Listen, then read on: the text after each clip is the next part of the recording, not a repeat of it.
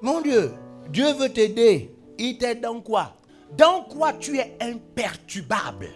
Quel est le domaine qui peut t'élire? Là où Dieu dit, bon, dans ce domaine, je reconnais mon fils. Même ton travail, tu fais ça mal.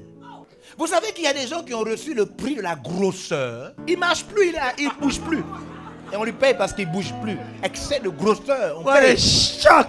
Mon pardon, toi tu es moins fort dans quoi? Même si Dieu veut t'aider. Parce que c'est ça le problème. La manière dont Dieu a aidé Pierre à travers la pêche, ce n'est pas la même manière dont il a aidé Bartimée. Yes. Ce n'est pas la même manière dont il a aidé la prostituée, Marie de Magdala. Yes. Dieu, s'il veut t'aider, il t'aide dans quoi? Tu as soif de quoi?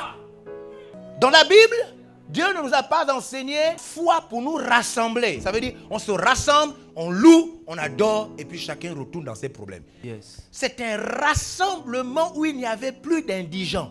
Un rassemblement où des choses étaient partagées, des informations, des ondes étaient libérées au point où chacun retirait sa part. Moi, je me demande, depuis que tu écris là, tu as appris quoi? Parce que depuis que tu écris, ta situation n'a pas changé. Tu écris, tu es toujours embrouillé. Tu écris, tu es toujours ceci. Tu écris, ton argent n'a pas changé. Tu écris, tu n'as pas toujours... Bon, madame, tu écris là pourquoi? Tu écris pour prendre. La vérité sans la soif est un mensonge. L'amour, même si on t'aime, mais si tu n'as pas soif toi-même de réussir, c'est une erreur. L'argent sans la soif, c'est du gaspillage. C'est pourquoi les parents ont payé l'école à des enfants qui n'ont rien fait. Le mariage sans la soif, c'est un suicide. Amen. Donc Dieu ne nous a pas laissés comme ça. C'est pas qu'il nous aime comme ça et puis nous dit, priez seulement, Saint-Esprit. L'esprit de vérité, et puis on est là, on loue, et puis les gens, il y a même des gens, de fois, ils finissent de nous épater dans l'église, là, ils dansent, ils font beau, beau, beau. Après, quand ils rentrent là, ils souffrent. Non, ils souffrent. Yes. Vous voyez des gens, de fois, qui sont là comme ça, boum, boum, boum, boum, boum, boum.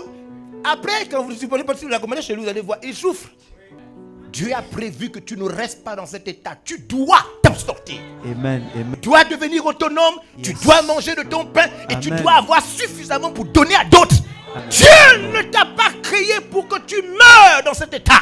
Alors il te veut avoir soif au point de changer ton alimentation. Dieu nous a envoyé des lois et des principes pour ceux qui ont soif. Ce sont des lois qui n'appartiennent qu'à ceux qui ont soif. Même si tu écris ça, même si tu écoutes ça, même si tu entends ça, tant que tu n'as pas soif, cette loi ne marche pas.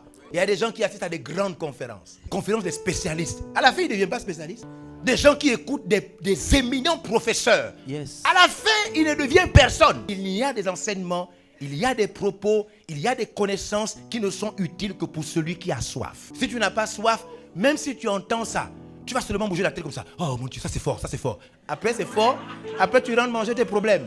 Choc. Il y a d'autres même, il n'arrive même plus à résister. C'est tellement fort, il perd sa connaissance. Après il prend son sac, il rentre chez lui. Il perd sa il y a des gens, boum, il est tombé dans l'église. Après il prend son sac, il rentre chez lui. Il ne sait pas quoi en faire, il ne sait pas quoi aimer.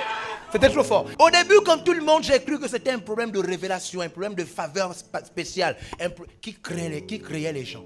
Il ne fait point acception de personne. Ce qui signifie que si tu as soif comme Moïse, tu deviens Moïse. Ce qui signifie que si tu as soif comme Anne, tu vas enfanter comme...